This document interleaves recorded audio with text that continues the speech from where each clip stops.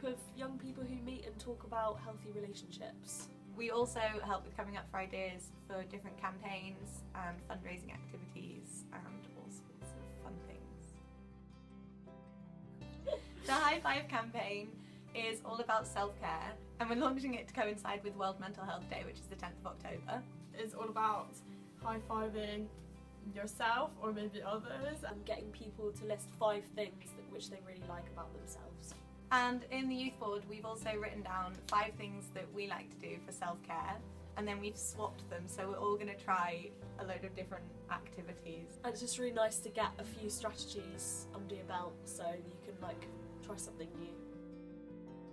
just genuinely looking after myself, taking time out from the busy hectic world that we live in to just look after my body and my mental health. To pause, to breathe, to recognise what you might need if you need something and where you might get that from, whether it's from yourself or whether that's from someone else. Self-care to me means listening to myself. I think in its most basic form, self-care is looking after yourself. And I think it's about having a bit of a toolkit that you know that you can go to when you're not feeling so great, when you're feeling a bit low, knowing what works for you and just taking a minute to be a bit kind to yourself. The thing that I think about is, you know, when you're on an aeroplane and they say when the oxygen masks come down, you have to put the oxygen mask on yourself first before you put it on anyone else. And that's what self-care is. It's about looking after yourself first before you can help other people. So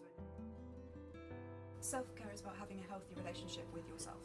I think self-care is a really good starting point for healthy relationships. I think it has a lot to do with knowing how you should be treated as well, because if you aren't really listening to yourself or looking after yourself, then it's really hard to see signs of unhealthy relationships.